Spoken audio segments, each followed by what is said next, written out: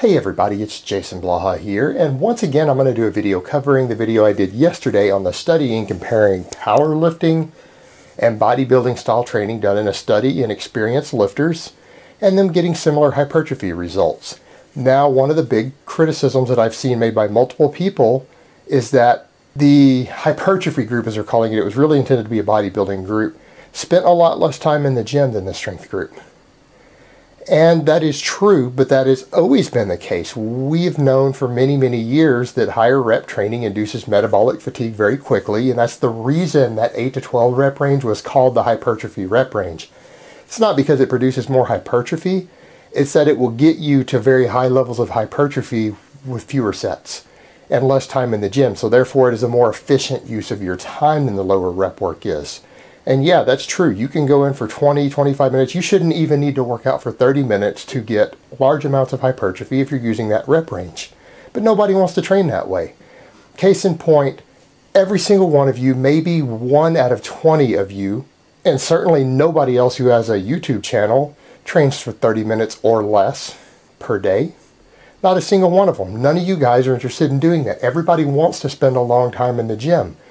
And if you're doing high rep training, and you're spending 30 or more minutes lifting, 45 minutes, an hour, hour and a half, you're basically just in there burning calories. You're essentially doing cardio and you're not really stimulating any additional muscle growth. And I hate to tell you guys that, but it's true.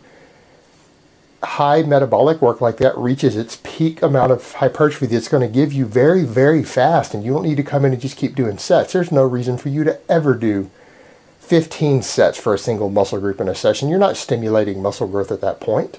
You've stimulated everything you're going to get probably by that 4th or 5th set. Maybe even the 2nd or 3rd, depending upon what your exercise selection looks like.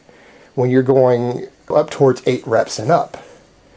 And that's the reason people do that. It's efficient. That's why it was branded that way, because it's the most efficient way to reach the goal. But what I would argue is that people are saying, yeah, but the strength work takes a lot more time. Well, that's true. A strength athlete will have to spend more hours in the gym to reach his goals than reach the same amount of hypertrophy that someone who trains exclusively for the purpose of gaining size with more metabolic type work does.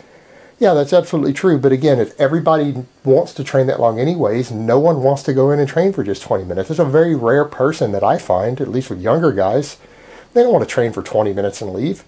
So if they're going to be in there for an hour and a half already, they might as well train for strength. They might as well get the same hypertrophy they were going to get, but get a lot stronger with it and gain an extra side benefit that will carry over to a lot of other things.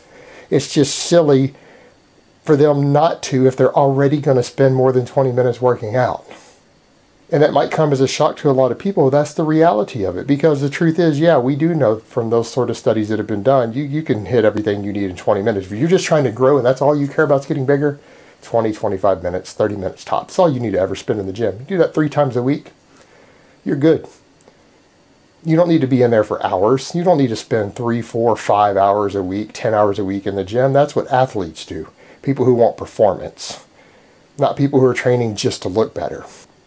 So if you're going to train with the amount of time that an athlete trains, you might as well get the benefits that an athlete gets. And that's always been my argument with that.